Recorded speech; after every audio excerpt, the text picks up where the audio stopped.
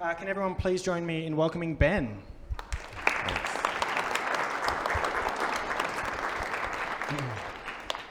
Thanks so much for spending some of your day with us, Ben. Do you want to start off with a little bit about your background and who you are? Yeah, cool. Hello everyone. My name's Ben Roach, the founder of Upsurge Studios. I was asked to come in by the AIEE to talk a bit about my time here at AIEE and also my pathway into the industry afterwards. I'll just try and keep it short and interesting. Yeah. So I was a student here at the Canberra AIEE, and I graduated at the end of 2010 with an advanced diploma of game art. I distinctly remember coming on my own open day and being really amazed with some of the student work on show, and I knew this is what I wanted to do, but I wasn't exactly sure where I wanted to specialize. So it was really good to come and see a lot of different variety and stuff.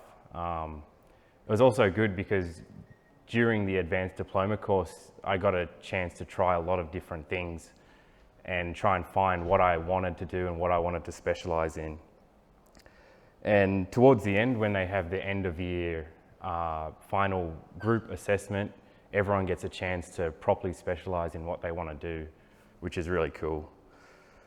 So overall, I really enjoyed my time here at the AIE, as it took me from being completely clueless to industry ready in just 2 short years. It was difficult. It was pretty tough when I graduated, but I kept myself busy with freelance work and just personal portfolio work.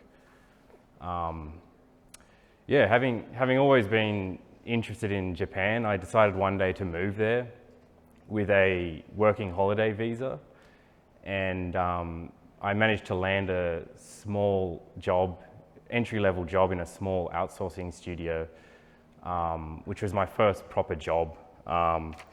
It was geared more towards film and TV, whereas I was more into the game side of things, but I was just happy I was getting paid to do 3D, so it was awesome. This was an outsourced studio, so that was good in that, again, there was a lot of variety. I could try a lot of different things, figure out what I did and didn't like. For me, I always gravitated towards level design and environment art, so I had a few chances to do that there as well. While I was at that job as well, I also got a chance to make a lot of awesome contacts and friends who I still work with today. Some of those are now contractors for Upsurge Studios, and others, they help me get contracts from within their own companies, which is really helpful. While I was at that first company, I also got the chance to work with Square Enix on Final Fantasy 15 and the Kingsglaive movie that went along with it, which was really cool. It was really, really tough at the time, but it was the most interesting project I'd ever worked on. Thanks to the fact that because this company was more film, I kept working in games in my own spare time. And thanks to that, I got to move up out of that company into a more game-focused company. The first one I did was Sega, which was really cool because they were using all the latest tools and Unreal Engine and stuff like that. And while there, I got to work on House of the Dead 4, which is like a real-life physical arcade shooter, which was really cool and unlike anything I had done before. So I was there for a while, and FromSoftware was always my dream company, I guess, that I always wanted to get into. They're famous for Dark Souls, Bloodborne, and more recently Sekiro. But I knew if I wanted to work in a company like that, I would have to somehow stand out, because that kind of company gets hundreds of applications a day. So to do that, I tried to recreate a level out of Dark Souls 3, hopefully to try and get their attention. And luckily it did, because I started chatting with some of their staff on LinkedIn, And through that led to the first of 3 interviews, I think it was. And then I eventually got the job, which was really, really cool. Yeah, that team was just so talented. I learned a lot. And I got to work on Elden Ring, which is their current unreleased title, which was awesome. Yeah, so I was there for a while. Unlike the other companies I worked at, FromSoftware everything was in Japanese. And they used a lot of custom tools, which were also in Japanese. So that was challenging, but very rewarding too. Even while I was at FromSoftware, I always had this idea of starting my own company. So after about 4 or 5 years, I came back to Australia to set up my own company. And thanks to the remote-based nature of Upsurge Studios, I'm still able to work on projects from in Japan, but now I get to live in Gungahlin instead of Tokyo, which is just as exciting. Yeah, so we focus on outsourcing, game outsourcing, and I work really closely with the AIEE now, and I've got several graduates working there full-time now. We've got about 10 full-time staff and another 5 or 6 part-time contractors. Because, yeah, I wanted to create some opportunities here that I didn't have after I graduated. Yeah, so I guess just to finish off, a bit of advice to anyone who's thinking about getting into games or film. I would just say try everything out, even the things that you're not immediately excited about, because you may be pleasantly surprised. Always be doing your own personal work on the side as well. I noticed the people in my class at AIE who did really well were the people that did more than the base required time. And yeah, finally, I'll just say, yeah, working remote is awesome just because you can essentially work from anywhere in the world. So many questions. I want to start with, so you mentioned working on using custom tools and things like that in Japan. How much Japanese did you have to know prior to moving over there? Was it easy to communicate amongst the team? Yeah, so the first smaller outsourced companies that I worked for, they were kind of half foreigner, half Japanese. So everything was in English and Japanese, all the documentation. So that was a really good kind of foot in the door, I guess. So while you're studying Japanese, you can still understand a little bit. But yeah, FromSoftware was not like that. So by that time, I had learned a little bit to get by, but there's a lot of just nodding my head through meetings and stuff like that too. Yeah, we can deliver on that. There's no problem. The application process, you mentioned there was like 3 interviews in order to get there. Was it portfolio? Did they do any art tests? Like what kind of stuff were they looking for when you were doing that? Yeah, for FromSoftware, I think it's pretty normal with Japanese companies, they're a bit formal. I know a lot of friends working in the American games industry, they do more art tests and things like that, but in Japan they're not so popular. It's just a very formal interview process that just keeps narrowing down. It's pretty intimidating too, but yeah, not too bad. You mentioned that you made that Dark Souls environment, which will eventually pop up on the screen behind us. Was it that in particular that stood out, or was there techniques that you were using that they found very interesting? I think it was mainly just that, because I tried to make it as close as possible to what they had. And the thing that stood out was just how close it was. They actually asked me if I ripped the assets out of the game to use, which I didn't do. That's going to feel pretty good. Yeah. But there's a really good breakdown on 80 level showing how you actually created that. So I can link that out to people for those that are interested, because it really shows that process of. Yeah, definitely. So was that all just based on essentially building up the game, looking at it, being like, okay, this is probably how they did that, and then following it along that way? Yeah, so at the time I was still learning Unreal Engine myself, because most of the stuff I was doing was film and TV. So I was kind of learning Unreal Engine and just eyeballing stuff out of the game and taking a ton of screenshots to use as reference and just trying to match it up. Is it easy for people to go between games and 3D animated films? Like, is a lot of the pipeline similar, or is it a lot of similar techniques? Yeah, it's definitely similar. I think if you stay in one of them for a long time, though, you can get locked into it, though, because all your portfolio is going to be based off one of them, which makes it harder to get to cross over. So basically, I had the Final Fantasy stuff in my portfolio when I applied at FromSoftware, but they didn't care about that. They just looked past it, basically, because not interested. Wow. So they're like, none of that fantasy stuff. Like, we've got some hardcore, some real stuff that you want to check out. What's an average day like? And I know it's probably different based on what area you've been in. So like, maybe if you could tell us a bit about what it was like in Japan and then kind of your workflow now. Like, are you given these are the things that we need you to do, we'll check back in with you at the end of the day, or are they constantly over your shoulder being like, Yeah. what are you doing now? So with FromSoftware, it was surprisingly not casual, but it wasn't overly structured like you might think. Basically, you show up whenever you want, and you just kind of do your tasks, and then before lunchtime every day there was a small meeting where everyone just shows the team what you're working on, and the supervisor will give you a few pointers and things to change or improve, and you pretty much just go through that process for the whole week. Yeah. So they're giving you feedback on the particular assets you've made, like, Yeah. And telling you how you could fix them so that they... Yeah, exactly. Kind of in front of the whole team so they can all see what everyone's doing and stuff like that. Worked well.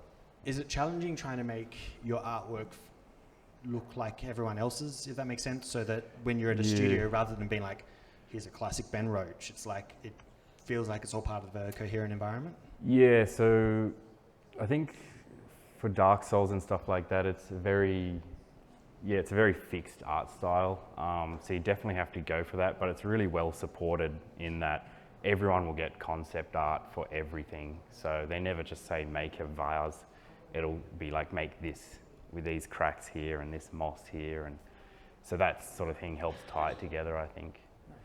How big were the teams that you were working in, if you're allowed to talk about that? Like, is it there's 4 guys in the corner making some art, or is there like a whole floor dedicated to it? Yeah, it was a really big company. I think there was like 6 floors of this massive building. I think each floor was a project, or maybe 2 floors for one project, 1 floor.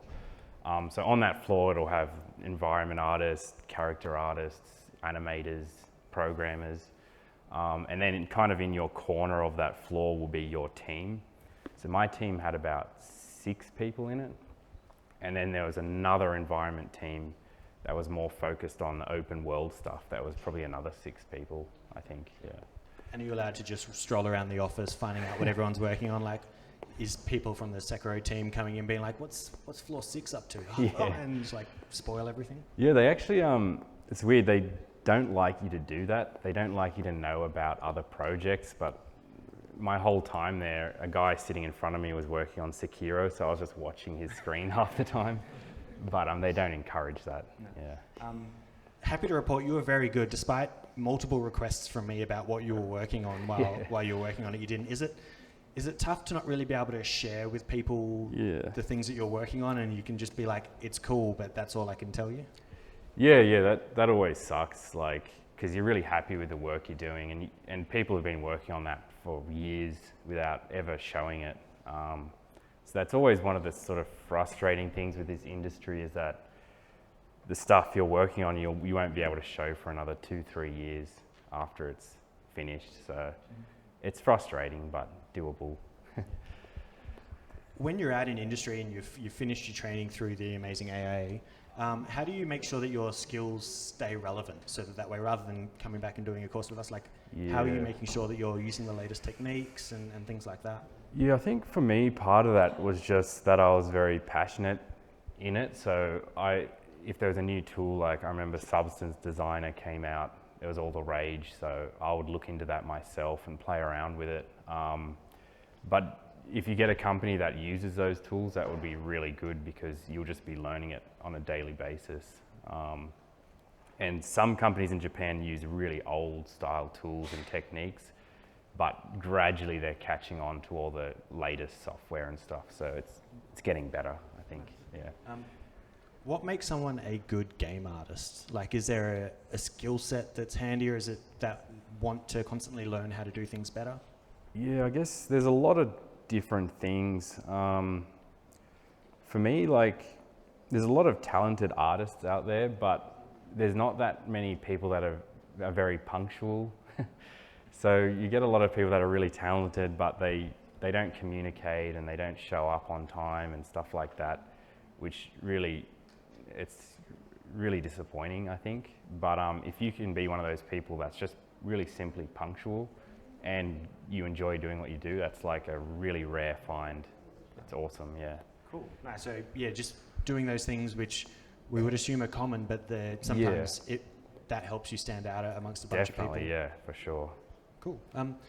What's it like working remotely with these studios? Is it a case of it feels very different to working in a traditional studio environment, or is it once you're facing that computer monitor, it's all the same, really?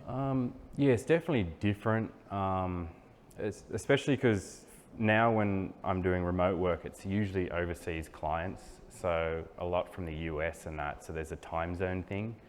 But to be honest, I like it more because they can't be like bothering you all the time. Like, they're sleeping while you're working, and then when they're asking me stuff, I'm sleeping. So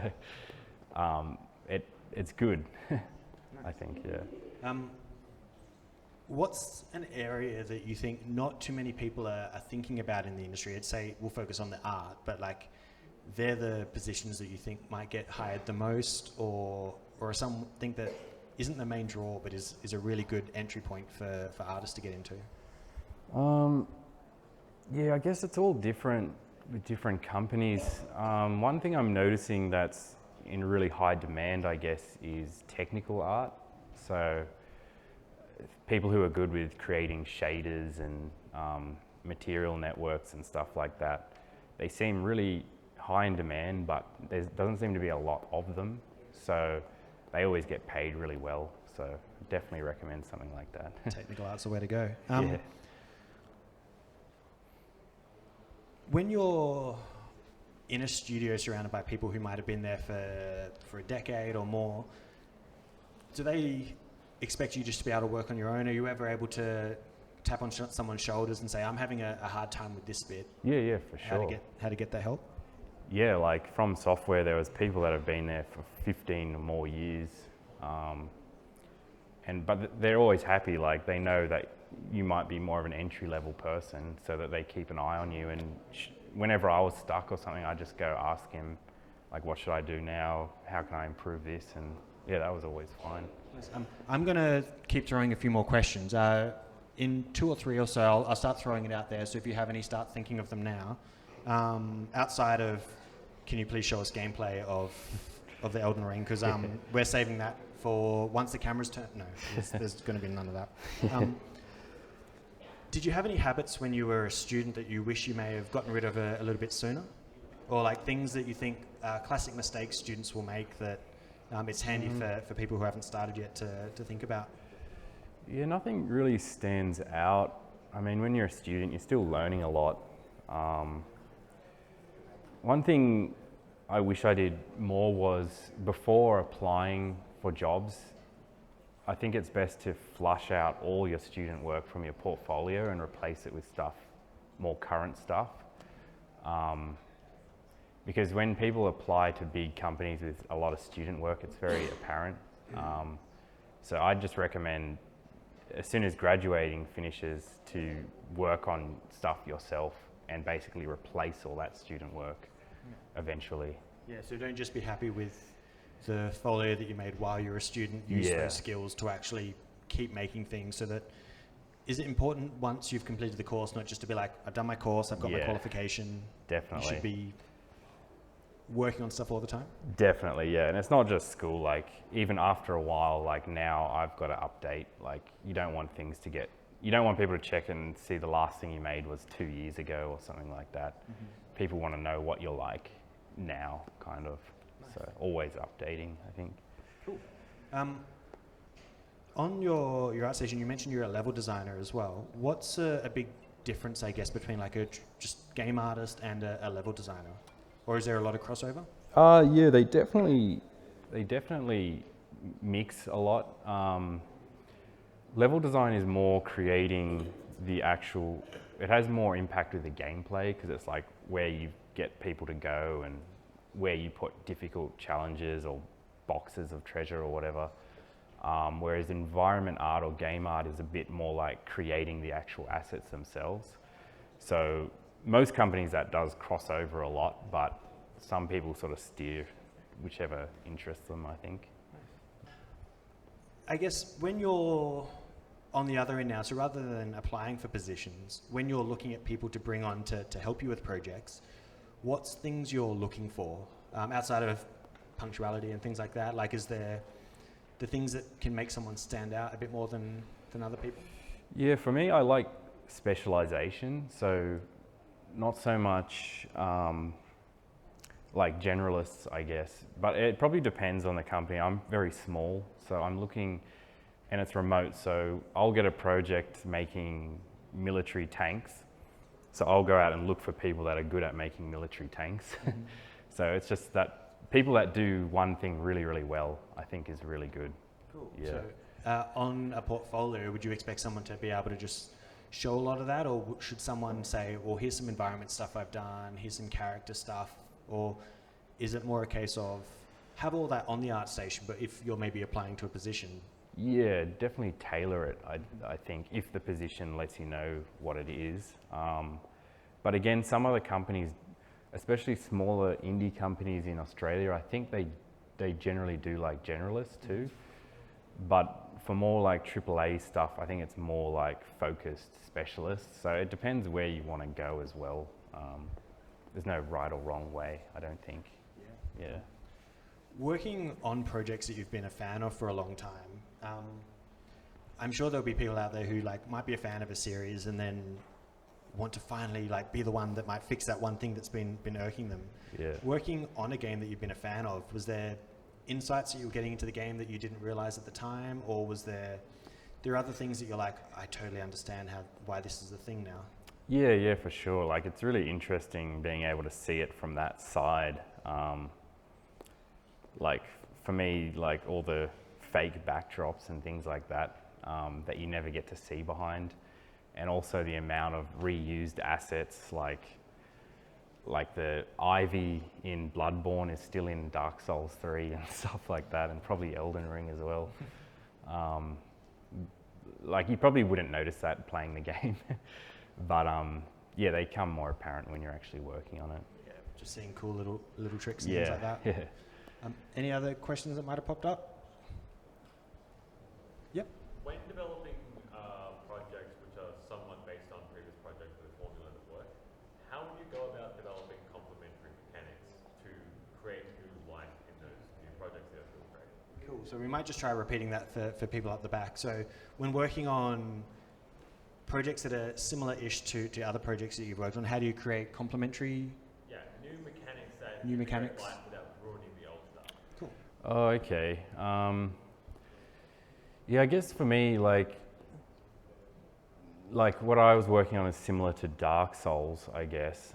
Those games are all very similar,